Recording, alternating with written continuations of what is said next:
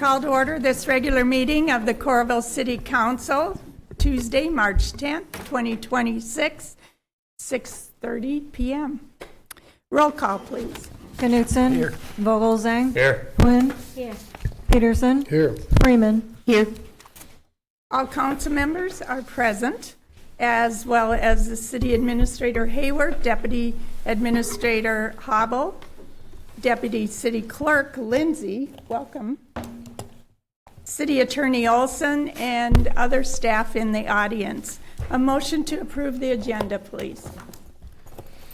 So moved. Second. Moved by Peterson, seconded by Knutson. All in favor? Aye. Agenda is approved. We will proclaim Save Soil Day, March 21st, 2026. Whereas Save Soil is a global movement launched by Sadhguru, which on a motorcycle journey covering 27 nations, uniting world leaders, visionaries, and influencers and citizens behind a common purpose to restore and safeguard the world's soil. And whereas Save Soil aims to address the global crisis, and whereas addressing soil degradation issues would bring solutions for the loss of biodiversity, nutritional deficiencies, food security, water scarcity, climate change, and mass migration, and whereas the proposed solution to advocate for policies towards soil restoration and aim to increase organic matter in urban and agricultural soil. And now, therefore, I, Lori Goodrich, Mayor of the City of Coralville, do hereby proclaim March 21st, 2026 as Save Soil Day in Coralville, and urge all citizens to be a part of the Save Soil movement to support policies towards soil restoration and aim to raise the organic matter of soil. Be it further proclaimed that I urge all citizens to participate in creating bright futures for our children and our planet. Signed this 10th day of March, 2026. And we have Rami Lode here to speak with us, and also he brought a video.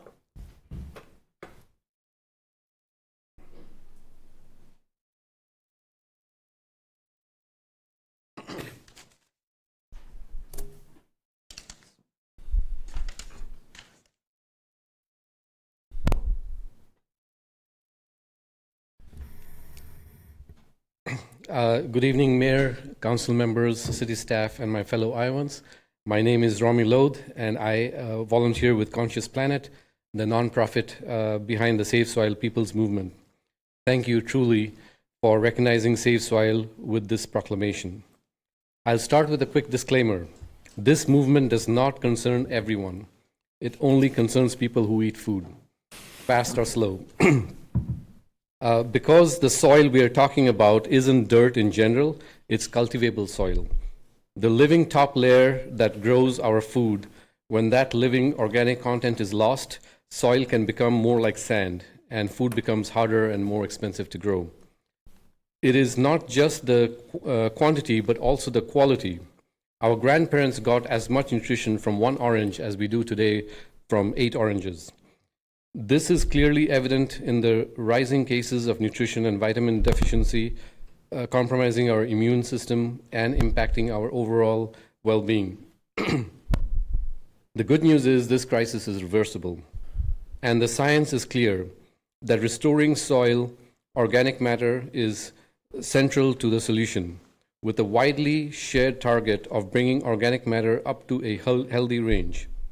Save Soil is a global citizen-led movement bringing together governments, scientists, farmers, and everyday people to support soil health policies and practical farmer-driven regeneration. Now, why am I sharing this here in Iowa?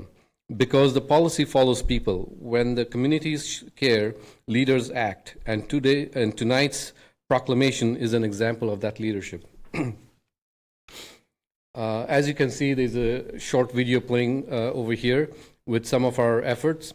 Our participation in the July 4th parade, handprint campaign with kids, past proclamations, University of Iowa movie screening and student engagement, and even a moment dancing with the Maasai in Kenya, holding Safe Soil posters, because this is truly a global movement, and Iowa is part of it.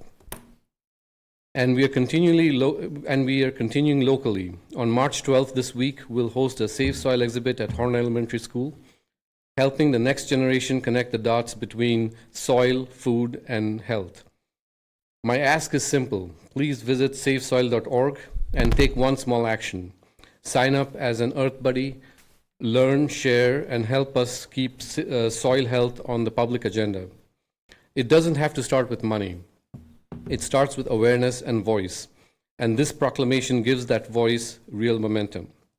Thank you again for your leadership and support.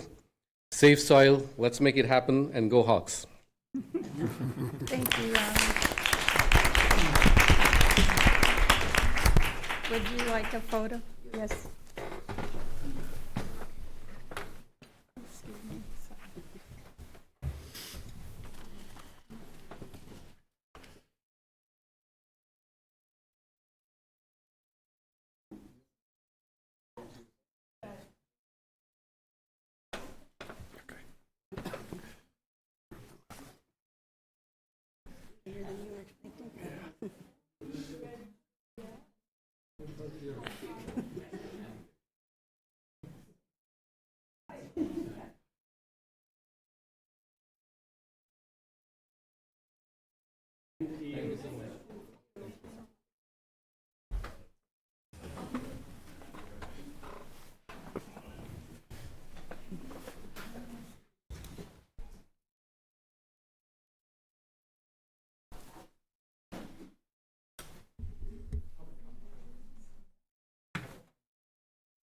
This portion of the meeting is the community comments, and it's an opportunity for members of the public to speak directly to the council about items pertinent to the city of Coralville and things that aren't on a scheduled hearing. Open meeting laws did not allow council to engage in discussion or debate at this time, but we do appreciate hearing your thoughts and concerns. Please step up to the podium, sign in, stand close to the microphone, and speak for no more than 5 minutes. We have designated about 15 minutes for this point in the meeting. Thank you. Am I signed in? I'm signed in. Can you hear me? Yes, okay. My name is Mary McCann. I am not one of your voters. I live in Iowa City. But this is something that is on my mind for the entire county. I'm seen by civilians as a person who blindly accepts everything that law enforcement does. Only the people in law enforcement know that's not true. I save my criticism for private conversations and individuals and decision makers. I'm here today to publicly recognize the Coralville Council has refused to add an officer to the CPD since your chief of police was sworn into office. Despite the increase in 911 calls, he has no indication that the council would consider their current trends. The chief researched tools that could improve the CPD's coverage. When you decided to end flock, you were aware the community needs were basic needs were unmet. So financial stability, domestic disturbances, public violence, thefts, fraud, assaults, burglaries, all were on the rise. Again, there was a refusal to add one more officer. Next year, CPD will lose two retirements of officers with many years of experience. Both of them are considered to be force multipliers. They will be replaced with recruits in need of training. There is no assurance that the council understands how that will impact Coralville's residents or the safety and well-being of Coralville's police officers. Whatever you say or do, your chief and his team will work to keep you safe. The hostilities the Coralville police face silently and alone every day is never discussed. It's wrenching to see that few people seem to notice, and even worse, that there are those who are pleased to see an officer struggle. There is an ideology that believes a social worker can replace an officer. A state-level social worker, HHS leader, brilliantly answered my question, saying Johnson County is resource-rich but access-poor. Officers do refer vulnerable people to resources, but these residents may need further assistance to make the connections. That's basically the description of a grant-funded, multi-jurisdiction social worker we had 2 or 3 years ago. Again, not a replacement for an officer. One of the smallest minorities in every jurisdiction are the 24/7 caretakers and peacekeepers. Very few people want to take care of you and your community. Very few. I have to wonder if you realize that you are responsible for their welfare. Your decisions influence how they live. Can't give them a firearm and a vest while you dream up new ways to ease into abolition. In times when local fire departments wear firearms for protection and 18-year-olds are being considered apparently allowed to hunt with a handgun without their parents, again, I do wonder if you're aware of the world your officers see every day. I gave you the data printed out that came from February. I hope you'll take a look at it and understand that when you're looking at the emergent health care that they attend to, the top one that's listed there is usually sick person, ZF1, sick person. That was the designation that was given to the woman who died in my home, my friend and landlady, who died a horrible death 2 hours after they were able to get her to the hospital. They walked into an atrocious situation, and they immaculately took care of everything that was necessary and kindly. And the police officer that was attending them kept me grounded and kept me on target for what they needed to know. So I am indebted, and I hope you will understand these things. Please look at the data. Your police officers deal with multiple calls. Try to keep them humane by being humane to them.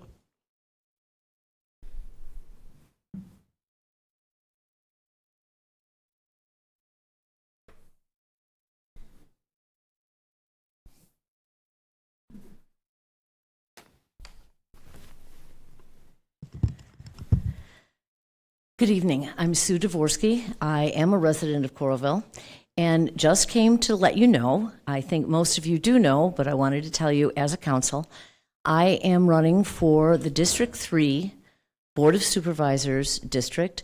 This was created as a result of legislation that came to us in Johnson County that made it so that we, instead of electing our supervisors at large, we are now districted. I think there's a lot of education to be doing about this. It isn't just that in each district the candidates have to live. It is also the case that instead of having 5 votes for supervisor over 3 or 2, in the cycle, everybody now only has 1. So you've lost the opportunity to vote countywide. And that's going to be it's an education piece, and I think it's going to change some things that are, I think, maybe unforeseen as yet in how we operate. This district, District 3, includes all 8 or 9, depending on how you count them, the precincts in Coralville. It includes all of Coralville. It includes all of Tiffin, both those precincts, and the rest of Clear Creek Township, and then Union, Sharon, and Washington Townships. It's a big district. It's a rural district. All 5 districts were set up just like legislative districts. They took the census in 2020, divided it by the 5 supervisor seats that we have, and that means that each district is roughly 32,000 people. Ours, because of now, this is the last time when the census comes in 2030. I know you're all expecting, and I know Tiffin's expecting. They did not use the special census numbers. There, I imagine, will be more than 2 precincts in Tiffin. Looking at it now and looking at walking it and doing doors on it, there's probably 6 precincts in Tiffin if they were looking at moving them around. But this is our new district, and it ties together Tiffin and Coralville, and I think that's exciting because I think we've got a lot of things that we can do in common. I think we do some things in common already, and I'm excited about that. But it also gives our friends in Union and Sharon and Washington a seat at the table. And so I'm excited about it. I don't currently have a primary, so our big election will happen from June to November, but I just wanted to let you all know. Call, talk to me about anything you might have, and I talked to the Tiffin Council last Tuesday, and they seem kind of excited about it. I think we've got some opportunities here that have been given to us in a way that we may not have expected, but I think we can take advantage of it. We know in Coralville, we know how to build relationships, and we know how to make those relationships work to the benefit of the people in them. So I'm excited about it, and thank you for your time. Here, Ryan, I'll hurry. I think most of them know where to find me.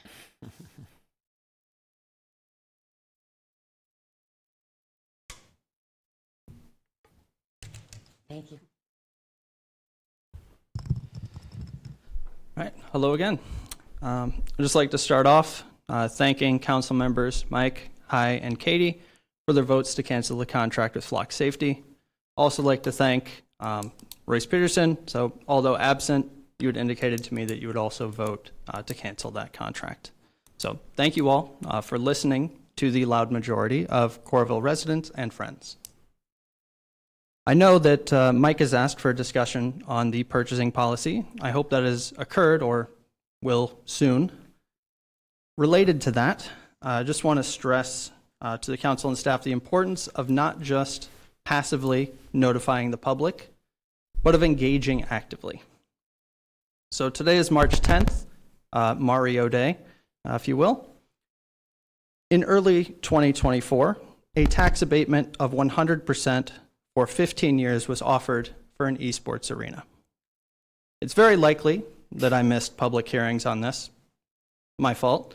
But I do want to stress that while the government shouldn't pick winners and losers, it should make smart investment decisions. And I believe that this is a terrible investment for our city.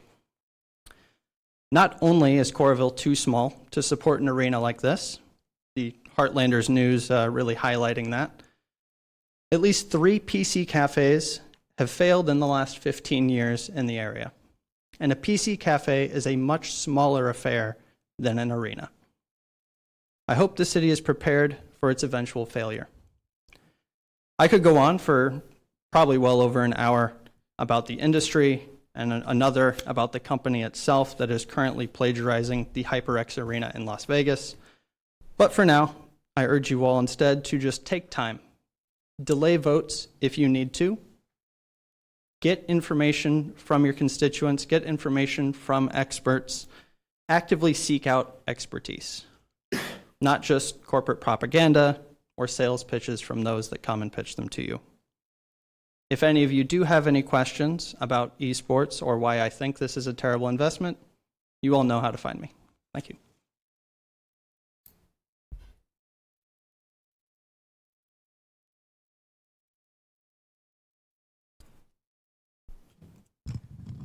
Good evening, Mayor and members of Coralville City Council. My name is Amy Hernandez, and I am an intern at the Immigrant Welcome Network of Johnson County. Thank you for the opportunity to speak tonight. Earlier today, there was a subcommittee held with Iowa senators regarding House File 2296. This bill plans to prohibit counties and cities from issuing community IDs. The unfortunate result of this meeting was that they plan to move the bill forward. Due to this, I come today to speak on the importance of community ID in Johnson County and Coralville. Johnson County is currently the only county in Iowa operating community ID programs. This means this bill would directly eliminate a 10-year local program that has served residents across our county, including families who live here in Coralville. The Johnson County Community ID is a limited local tool.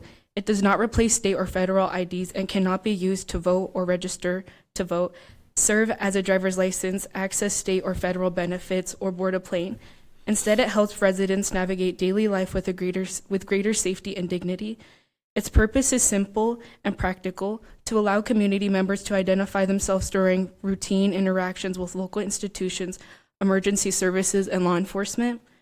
From our experience working with individuals who use the community ID, one of the most important significant impacts of the program has been improved public safety.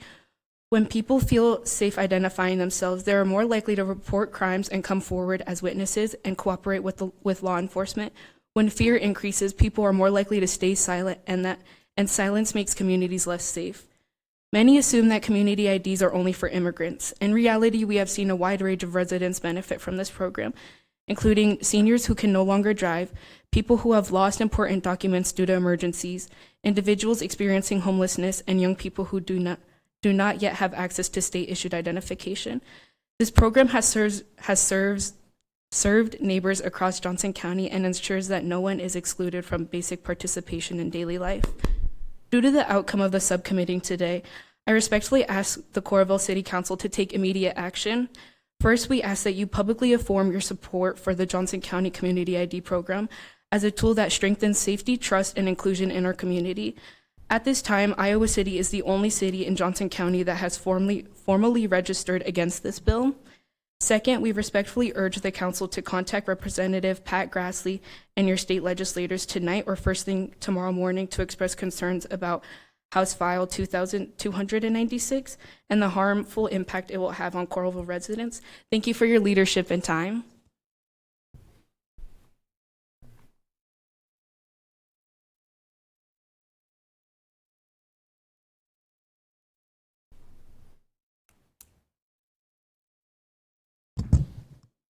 Good evening, Mayor and City Council. Thank you for this opportunity to speak. My name is Crystal Gomez Ramirez, and as a daughter of immigrants, I am here to use my voice for those who can't and are afraid. I know the City Council is familiar with the Community ID program, but I want to briefly describe what it looks like in practice and why it matters on a day-to-day level so that it is clear. As mentioned before, community IDs are not only for immigrants, but in reality, there are a wide range of residents who benefit from these. For many residents, the community ID is their only form of identification. Without ID, people struggle to interact with local systems, whether that's accessing services, identifying themselves in emergencies, or communicating with local agencies. When people lack ID, fear and hesitation increases, and small problems often turn into larger ones. From an operational perspective, the community ID reduces confusion and fear. It helps people identify themselves safely and allows service providers, local officers, and emergency responders to do their jobs more efficiently and effectively. This program does not replace state IDs or federal documents. It is limited in scope and exists to solve a local problem with a local solution. If Johnson County were forced to eliminate this program, we would see more people avoiding institutions, delaying help, and staying silent, not because they want to, but because they feel unsafe. From where we stand, the community ID makes our work more effective, efficient, and our community safer. This is why we respectfully urge you to outwardly oppose House File 2296 as it negatively affects Coralville community members. Thank you for your time and supporting solutions that work here in Johnson County.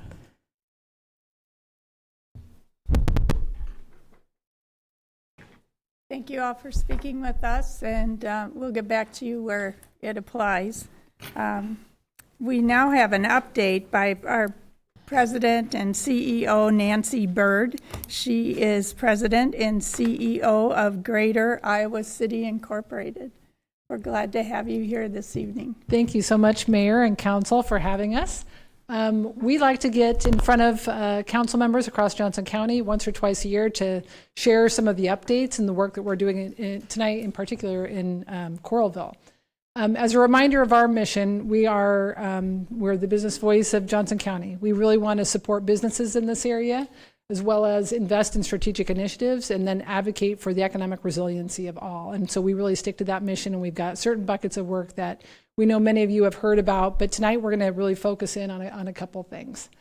The other piece, just as a reminder, that we work collectively under the umbrella of the All-In Vision Plan, which is Johnson County's strategic plan, that when we went through COVID and Project Better Together, this was the result of that. So we are kind of the engine of those pillars 2, 3, and 4 about authentic, vibrant neighborhoods, a well-connected mobile region, and a thriving, inclusive economic ecosystem. We pride ourselves in the number of organizations that we work with to make sure that we're partnering and we have a positive voice. As you can see here with all these different entities, we try to make sure that what we're doing is working to support the larger county and all of those stakeholders. And really, tonight, we know that we don't have a ton of time, but we wanted to share a little bit about how important it is for us to monitor the economic health of the county. And so we've worked hard on making sure that we are addressing those things and that you have a place to go to learn more about that.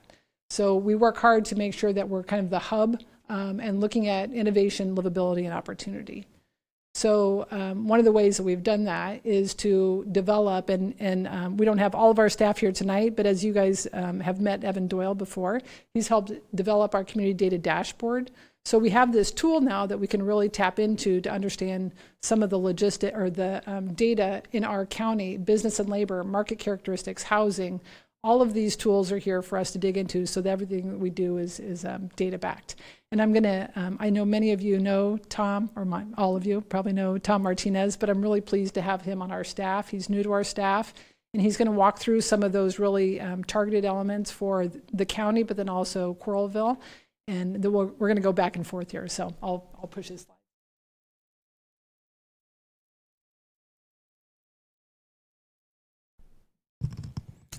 Hello, everyone. My name is Tom Martinez. I think this is week 3 for me for Greater Iowa City. So I'm going to do my best to kind of fill Evan's shoes a little bit to talk about the data. So as Nancy said, we have Evan created a dashboard for us with 8 specific sections, and we're just going to give you kind of a snapshot of what we're working with. So the first up is just we track county-wide population growth. This is something that's very important to economic health. We would like to see a steady growth in the population. So our county is 3rd fastest growing in the state of Iowa. This is really important because, there's, I think, only about 45 in the 99 counties are actually growing, and it's really important that we see that.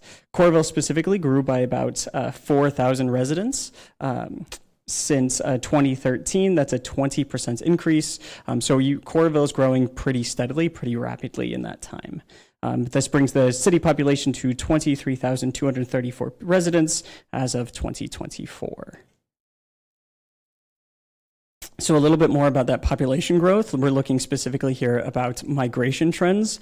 So if you see on the left side, we're looking at domestic migration rates. Both of these charts are for Johnson County specifically, so not for Coralville. The reason for that is that the U.S. Census usually tracks most of the data by county. To get it really down to that municipal level, it takes a little bit more work on our side.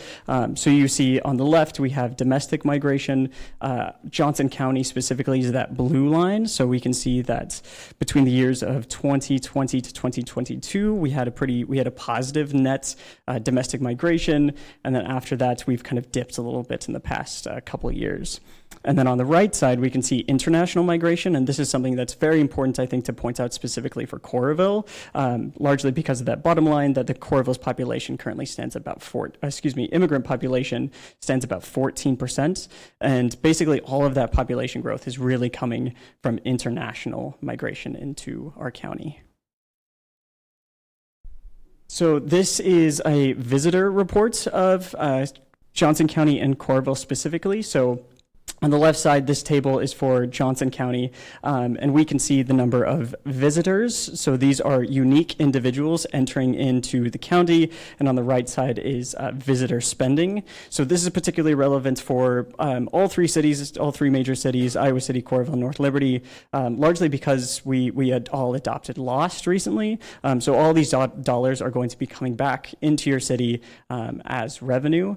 On the right side, we can see a heat map. That is all where all those visitors are actually coming from. So you can see that we have, they're all over the United States, all 50 states.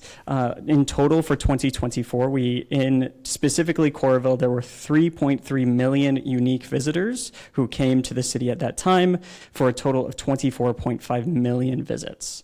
So that is a huge number. We're really seeing lots of people coming in. A little bit about our business ecosystem. So in Johnson County, there are a little bit less than 3,500 businesses. Of those businesses, 95% have less than 50 employees. So these are relatively small businesses.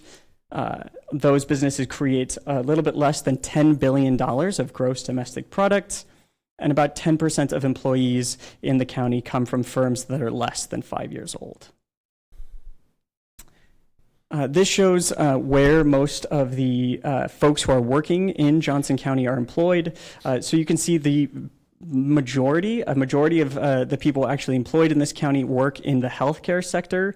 That is largely because of UIHC, the University of Iowa Healthcare. But second and third is retail and hospitality, and those specifically have a big footprint in Coralville.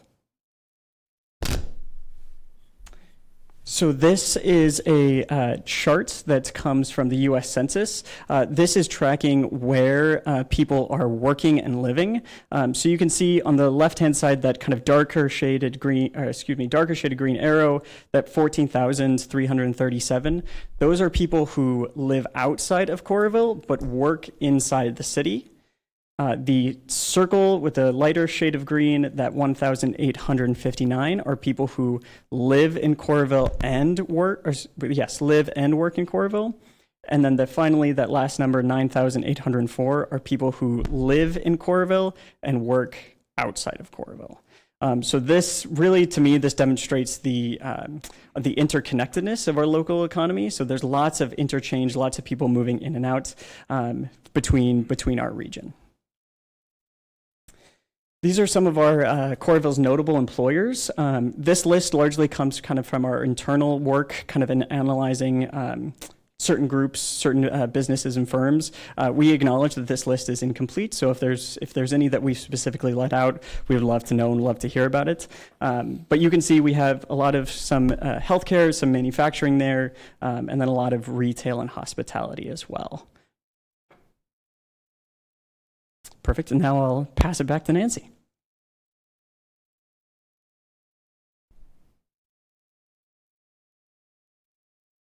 One of the things that we found some success on in the past year and a half is opening up a business resource center so that we can support businesses in the community with just that, with support. Very specific technical input like accounting, marketing, legal support that they may not have, but they can come in and get complimentary. They can either come in by appointment or they can just walk in the door. Last year we had 161 different unique appointments, and we're on track to blow that up this year. We've had 44 just in January. So we're really seeing people understand that resource, and so the co-working access that we have on 5th Street is a piece of that, but the more we can kind of keep that program going, it supports the entire ecosystem. I didn't want to go into all of the services and programs we have tonight because I know we have a limited amount of time, but tonight we thought we'd just share a little bit about the fact that, first of all, we've got some new staff, which is great. You're seeing Tom tonight. Evan Doyle has been promoted to really focus on economic development, and he'll be doing a lot of the business retention and expansion surveys, which really helps with the retention piece. Some of those larger employers, we really want to make sure that they have the care that they need and that we're identifying any issues that they have. So Evan will be working on that. And then Jordan Colton will start this Thursday to really support some of the smaller businesses. So we do events and connections and forums throughout the county. You know, we're really trying to make sure that we're working as one ecosystem, irregardless of where you live. We know that there's a lot of excitement around the Fifth Street Investment District, so we thought we'd share a little bit about the current work plan for this year. As you recall, we've been working on this for the past year and really getting some excitement around the planning effort itself.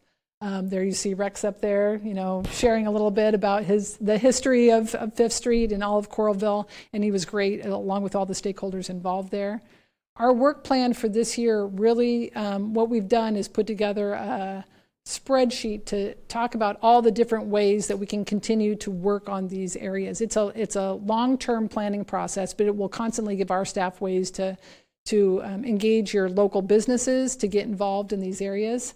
If you go back one, I'll just walk through the top ones. The Neighborhood Engagement Task Force, we just put out a call for that today. So hopefully we'll get more neighbors and businesses directly in this area to get engaged around that. We'll have property outreach meetings this year. We'll have an opportunity to review existing program opportunities. One of the things that we really want to address is the signage. So I'll talk to you a little bit about that.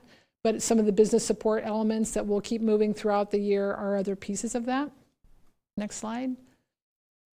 Redevelopment is something that we've engaged with Heartland Forward, which is a think and do tank that's helping us. And I think that the community's heard a little bit about that, but it allows us extra resources, extra staff opportunities to help engage possible opportunities for those to come in from out of the county to help support investment and other kind of pilot opportunities and engagement that we're looking at. But as it relates to the branding, signage, wayfinding, if you go to the next slide, the top pieces that we're looking at for this year are really, we believe like the sign code might be revisited with the city of Coralville as it pertains to Fifth Street in particular. Some of the signage there, for signage to be really effective for the pedestrian, it kind of calls you down the street. You see one sign to the next, and when they're flush to the buildings, you just can't see them. So the pedestrian isn't, encouraged to continue to walking because they don't see those elements. So there's real opportunity to make an adjustment there and provide some opportunities for those smaller businesses to be better seen that we think will help. That's one of them. Business support and retention, kind of goes without saying that we're going to continue to do this, but we see opportunities that we've had in both Iowa City and North Liberty with small grants that help. Once you make a change to a regulation, it doesn't always just happen. You've got to kind of incent businesses or those who you want to behave differently.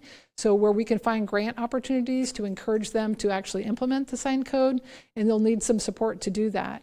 And whether it's a sign code or whether it's just internal tenant improvements or other ways to improve their exteriors, all those things really call for new businesses. We've seen in North Liberty an expansion using some of their grant dollars in actually the retail environment. It's called people in from other areas, small businesses that wouldn't have otherwise opened. So they've been good opportunities. Property owner contact and engagement. We know that Iowa River Power and Gather Iowa, who are in the Fifth Street investment district area, are important investments to the city that we will continue to support. And we see lots of opportunities over the course of this year to continue to do that. And then also to give attention to the 10th and 5th Street intersection on 5th Street as an opportunity. That corner is clearly needs support. It's it's not fully built out, and we'd like to see a great opportunity for 5th Street to really come to life there. And then last, I'd mentioned Heartland Forward and investor connections as we move throughout. But I do think there's lots of opportunities for us this year to continue the work that we've started. And we want to make sure that you all feel like you have a connection point with our staff. We've got some wonderful people that are involved in lots of different ways. So wanted to give you the opportunity tonight to see what our work plan looks like for this year and to take any questions you might have for me or for Tom. And if not, thank you for your time. Thank you so much. Yeah. We so appreciate your encouragement and attraction of new business and businesses that are already there, helping them be more successful. Thank you. Yeah. We'll move on with our meeting now. Number 7 is bonds, and this is to finance costs for extending, widening, improving, constructing, and repairing water, sewer, streets, streetscape, flood protection, remediation projects, and other infrastructure improvements. acquiring real estate needed for any of the foregoing purposes, and other assorted costs. And we need to have you consider the resolution, please. Resolution to fix a date for a public hearing on general obligation corporate purpose.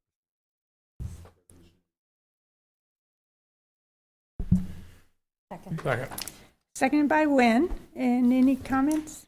Yeah, I just, Mayor, like to remind everyone that this year, it's a one-year loan, as was the one that we had this year. The one for next year will be for 3 items off our CIP, Community Improvement Plan, and that is for the extension of Forever Green Road between First Avenue and 12th Avenue, for the Heartland Drive, Commerce Drive Roundabout, and for the Solid Waste Recycling Center. Those are the 3 items from our CIP that will be included in this particular loan. You said it was a 1 year? Yeah, it's a 1-year bond. Okay. Any other thoughts? Just to clarify, this is what Tim Oswald had talked to us about Yes. a while back. 1 year. And Yep. Yep, this, if you recall, he's outlined what we can issue 1-year bonds for the next 5 years. Roll call, please. Vogelzang. Aye. Quinn. Aye. Peterson. Aye. Freeman. Aye. Knutson. Aye. All ayes, resolution passes. Number 8, amendment to financial services agreement. This amendment to the 2012 financial services agreement with Piper Sandler and Company is necessary due to new city projects requiring their services. Resolution, please. Resolution approving an amendment to the financial services agreement with Piper Sandler and Company. Resolution introduced for adoption by Councilmember Vogelsang, seconded by. Seconded by Second. Wynn. Any comments? So, remind me, what's Piper and Piper Sandler? is our financial advisor How- that helps us with the issuance of the bonds. Thank you. I had them confused for something else. Roll call, please. Quinn. Aye. Peterson. Aye. Freeman. Aye. Knutson. Aye. Vogelzang. Aye. All ayes, resolution passes. Number 9, Heartland Drive and Commerce Drive Roundabout. This project will construct a single-lane roundabout at the intersection of Heartland Drive and Commerce Drive. A bid report from Scott Larson, our city engineer, please. Thank you, Mayor. So on March 3rd, we received 5 bids for this project. And those bids range from a high of $1.67 million to a low of $1.299 million. The low bid received was from Midwest Concrete Incorporated from Piasta. And their low bid was $1,299,719.33. And the engineer's estimate on this project was $1,448,568.80. Very good. Anything else you'd like to speak to it? Good. We're just reporting on bids tonight. Okay, We'll come back on March 24th with a recommendation to award. thank you. Any experience with Midwest? Yes, actually, we do. Midwest Concrete did the Camp Cardinal Boulevard Trail from Highway 6 South to the Harkin Trailhead project from just a few years ago. Okay. And we had a good experience with them on that project. And I also wanted to mention that they are a subcontractor on the City of North Liberty's Forever Green Road and Jasper Avenue roundabout project. So they'll be doing essentially the roundabout there as well, the concrete work. So Do we need to have a motion to receive this bid? Not till next Not till time. next time. Next time. Thank you. Thank you. Thank you. Okay, number 10, Kempf Lift Station Abandonment. This accepts the abandonment of the lift station in the Kempf subdivision as completed. I need a motion to approve the pay estimate number 5. Moved by Wynn, Second. second by Knutson. And any comments? Roll call, please. You can use a voice vote on that one. Voice, okay. All in favor? Aye. All in favor, motion passes. Consider resolution now. Resolution accepting the Kempf lift station abandonment as completed. This resolution introduced for adoption by Councilmember Nguyen, seconded by. Second. Second by Peterson. Roll call, please. Peterson, Aye. Freeman, Aye. Knutson, Aye. Vogelzang, Aye. Quinn. All ayes, resolution passes. 11 is St. Morrison Park Final Design Phase 1 and Library Outdoor Spaces.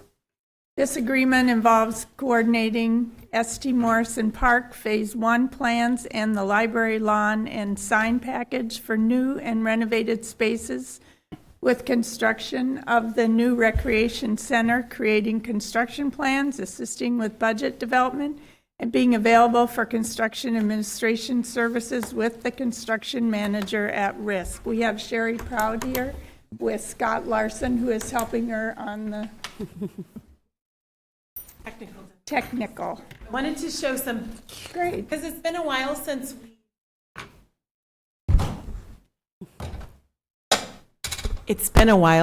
we've reviewed the master plans for Fifth Street Campus, Civic Campus, and also for, oh, thank you. Yay, I'll navigate from here.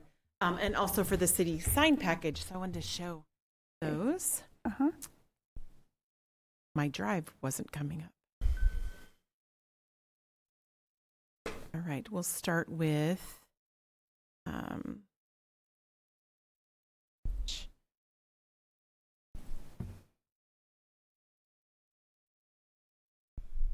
in 2022, we went through a process that involved city staff, Parks and Recreation Commission, the library board, to develop a campus plan going through the lower end of St. Morrison Park, across the front of 7th Street, City Hall, and then on to the library lawn, looking at how we could energize and activate these spaces. Some images from that. So this contract, consultant agreement, works with us to further develop the spaces at St. Morrison Park. And this is also included as part of what we would do with the grading plan and some of those areas with the CM at risk project with the rec center. So this will help we'll do the design of that. So this park, you can see a little bit change to the pond. There'd be probably a little bit even greater change. We need the pond to go from a 1 acre pond to a 1.25 acre pond to be able to accommodate the water. As it comes off of the roof, we'll have several opportunities for it to infiltrate, but eventually would make its way to this pond as its final destination. Different shapes of trails, some plaza spaces along the south end and up against 5th Street, plaza spaces wrapping around, a new event lawn here on the east side, a shelter in the future, here, a large shelter, and then a second playground. So very active spaces, bringing people together, tying into that theme of where people meet that we have with the recreation center and auditorium. And then down at the library, further developing this concept of the open lawn concept, children's outdoor reading area where they could have story time. There's a musical garden incorporated along in this area, and then another outdoor reading room along here. So developing these concepts is what this consultant agreement will do. And then included in this, in 2023, back here, we did a master plan for all of our city monument signage. It is here. There it is. Okay. And I wanted to just review those final concepts with you as well. updating our city signs, taking into account both limestone and our brick work that we have across the city. These are just examples of how that might work in a larger sign format, a smaller sign format, and also, I believe that is, I must have skipped a page. There we go. So these would also be further designed into construction plans and included as we step across and do these improvements. We'll have a new sign at the Recreation Center and Natatorium, new sign for St. Morrison Park, new sign for City Hall, new sign for the library. And then as we move forward, we'll have those hard costs so we can also look at police, fire, and CCPA in the campus in future. So we would like to recommend the execution of this contract with consultant agreement with Confluence. They'll coordinate the park project plans with construction of the new rec center, create those construction plans, assist with budget development, and they would be available through the process for construction administration services with the CM at risk for phase 1 improvements, and would also help us bid. The library lawn project would be a separate bid package and would help us with that process. In total for this package is $409,520. For the work for the park, it comes out to about 8.4% in design costs, and for the library area, about 10% in design costs, which is really good pricing that we're getting with Confluence. They're also a sub-consultant on the recreation center and indoor pool project. So we're trying to just combine economy of scale here and get some good pricing.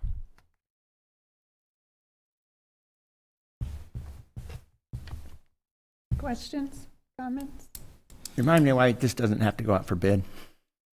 Because this is consulting services. Consulting services never have to go out for bid. Correct. Is it an option for them to go out for bid?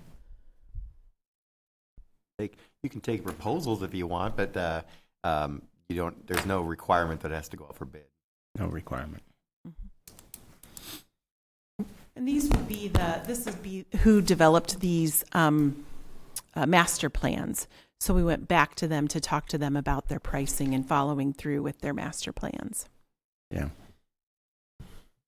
You mentioned the percentage on that. Is that pretty average, or the 8.5 and 10%? Scott Larson would probably have a better handle, but we typically when I sit on grant review board, we typically are 15 to 18%. It's pretty common. So I feel really good about this pricing. So we worked with this company in 2022 to develop the plan. Mm-hmm. And so now we're just going back to incorporate this into the plan of the rec center because we're combining the two. Is that? Combining with the CMR at risk, we combined the project together so that when they're grading at the rec center, they can grade for the pond and kind of be more seamless with this project, and that way better pricing as well. But more important, it's actually going from the plan to actually construction documents. Okay. That's what we're really doing, is getting the construction documents, which we don't have. And that doesn't matter who our construction manager at risk is, or to get this? No, this is the design and development, and then the construction manager at risk will carry out that design project. So Newman Munson's been retained to the building design. This is the park design. Okay. Help me understand that 8.4% and 10% again. So if you take on one of the last pages and you divide that by an approximate $4 million project, let's see here. Yeah. So park improvements is $335,600, and divide that by $4 million. You've got your number there. Aren't they going to help us come up with how much it's going to cost, though? We have given them kind of our threshold. This is where we would like to hit with phase 1, around what Kelly and I and some others, have talked about where we want to hit with fundraising dollars. But those numbers are from the plan that we already have. Mm-hmm. Okay. kind of off tangent question, but I was looking at the picture with the new shelter and compared to where the old shelter is about the same, right? Is a little, Yeah, it's about the same place. yeah.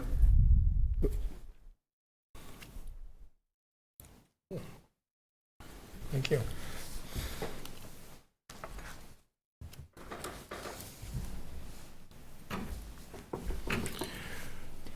We ready to consider the resolution?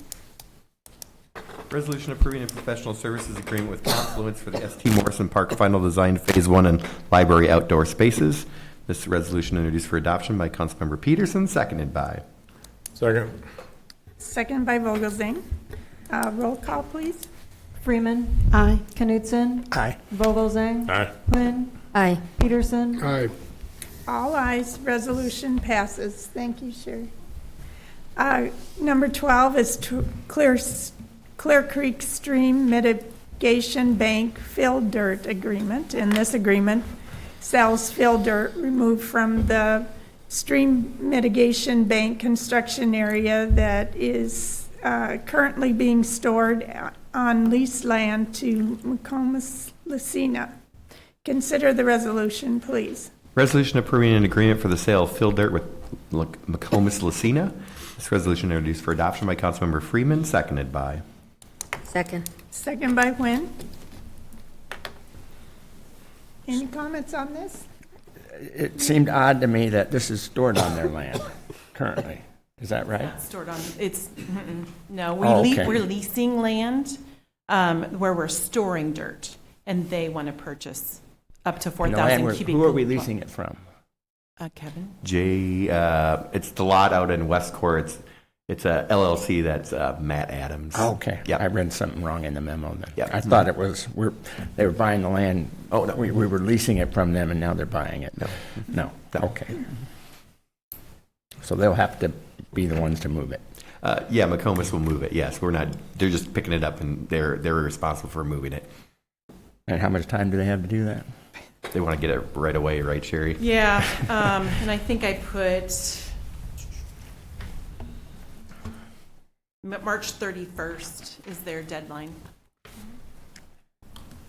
Okay, roll call, please.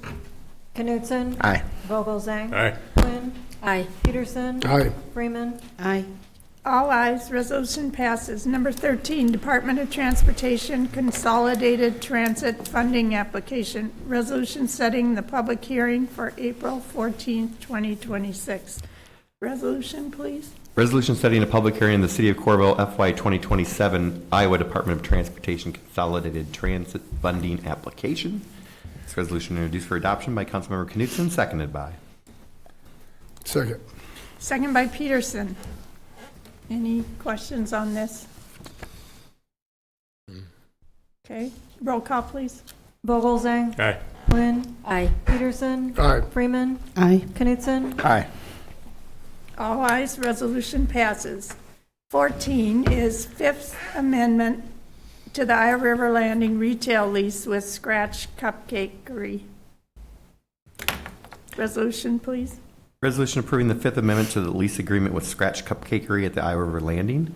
This resolution introduced for adoption by Councilmember Vogelzang, seconded by. Second.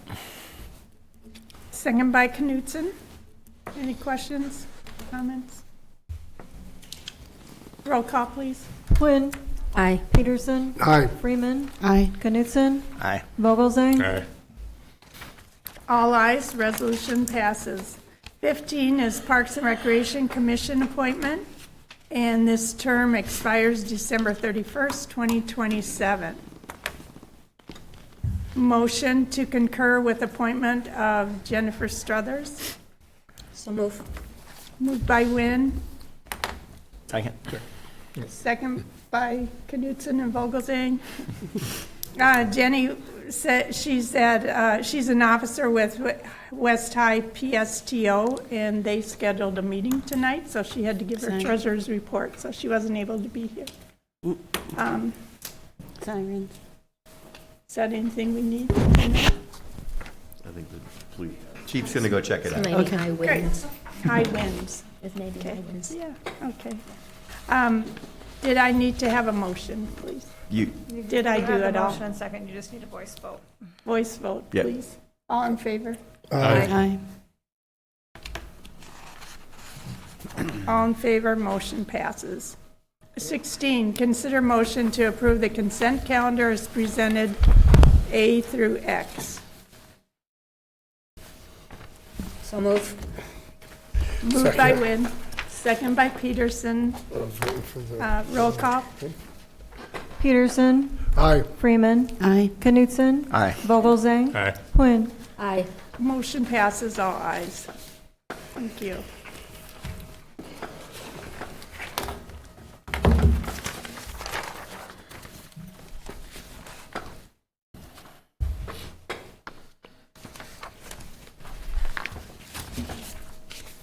City Administrator's report? Oh. Hail. Should we move quickly through this? Okay, We're yeah. almost done. I'll move. City Yeah, Administrator's the only thing report. I had is to remind people that next Monday, we will start with the last phase of the Fifth Street project. Oh, yeah. So this will be the last phase, and the transit detour will be 12th Avenue to 7th Street. So that'll be the detour around this last section, and the contractors hopefully will be able to get it done very quickly. So that's it. So it's a fact bus route, right, Kevin? Yes, Okay. yeah, that's- And has there been communication out Yeah, for the bus? that's it. Yeah, we have it on the website. They have it Website, posted also. Thank you. Deputy Administrator? I have nothing tonight. Thank you, Mayor. Okay.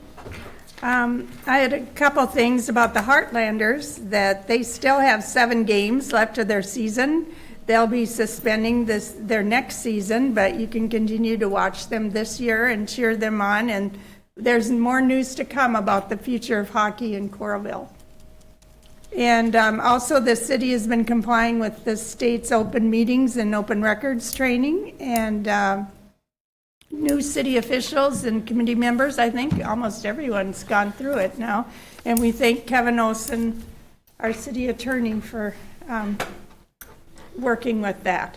Do you have anything to add, Kevin? Nope, City attorney? I've done that 5 times. I have another one on March 24th for anybody who's still missing that training. It'll be online. Okay. Thank you. Committee and council members' reports. Do you want to start? Should we start with you, Sure. Mike? Yeah, I'll be quick. Since it is Save Soil Day, or soon to be, I guess, we should advertise our soil quality restoration program, which is a great opportunity. I've taken advantage of it twice for kind of enriching your soil. I think it can pay close to 50% of the cost. So encourage people to utilize that, and that's all I have, Madam Mayor. Thank you. Rich? I have nothing. Okay. Hi. Nothing tonight, Mayor. The only thing I would talk about is that community ID program. I was very heavily involved in the beginning of that. A lot of it came through the Center for Workers' Justice and some, the county supervisors and everything. And I have seen firsthand how it has brought people out of the shadows and been more willing to work with law enforcement and everybody else. It's very unfortunate that people in the state feel like that they have to take that away from our community. I know a lot of local businesses got involved in that and offered discounts. I think some of the transit systems got involved in it as well, right up front, but just very unfortunate. I would really highly recommend that people get involved and reach out to Grassley, just as the people tonight recommended, to oppose House File 2296. Thank you. Katie? Okay, I wasn't expecting hail, so I will try to go through this quickly. All right. So, good evening, everybody. On Thursday last week, I watched the House debate an amendment to a Senate bill. This amendment would change the Iowa Civil Rights Act to state all cities shall, to the extent possible, protect the rights of the citizens of the state secured by the Iowa Civil Rights Act. A city or local government shall not enact any ordinance or other law which is broader or has different categories or of unfair or discriminatory practices than those provided in this chapter. As you all are aware, our human rights ordinance currently includes gender identity as a protected class. However, the Iowa Civil Rights Removal Act eliminated gender identity from the State Civil Rights Act when it was signed into law by Governor Reynolds on February 28th last year. During the House debate, I watched Republican representatives such as Representative Holt speak about transgender Iowans in a way that debased the humanity of other human beings and dismissed their need for protections from discrimination that is, quite frankly, running rampant right now. I also watched as Representative Amy Wichendall, the first and only transgender member of the Iowa legislature, stood to defend not only her own humanity, but the humanity of all transgender Iowans. At the end of the debate, the amendment passed. Yesterday, I watched the debate on the Senate floor for the same bill. Several Democratic senators, many representing communities here in eastern Iowa, in fact, I think they were all from eastern Iowa, spoke in opposition. Their arguments were straightforward, that local communities should be able to decide what is best for themselves and that transgender rights are human rights. The response from the majority was again dismissal and dehumanization. At the end of that debate, the bill passed. With the bill now passing both the House and the Senate, I will go to the governor. I just got confirmation right before speaking on this that it was signed into law today. So this means that by the end of this, by July, beginning of July, gender identity will no longer be a protected class anywhere in the state of Iowa. I want to speak briefly about why moments like this matter so deeply and why it is important that local communities such as ours and the 16 others with these protections respond now. We are already seeing policies that force transgender people within government systems, such as prisons and detention facilities, into involuntary detransition, refusal of medically necessary care, and compliance through any means necessary, predominantly through violence. History shows us the danger of governments targeting marginalized groups in this way. In Nazi Germany, gay and transgender people were persecuted and imprisoned under state policy regardless of whether they were Jewish. Their identities alone were treated as grounds for exclusion and punishment. We are also seeing these policies that strip people of the basic documentation needed to function in society. In Kansas, like recently, for example, a law required that within 24 hours, driver's licenses be changed to match the state's definition of sex rather than a person's gender identity, basically forcing thousands of people to not be able to make it to work, drive, get any kind of service because their IDs no longer were valid.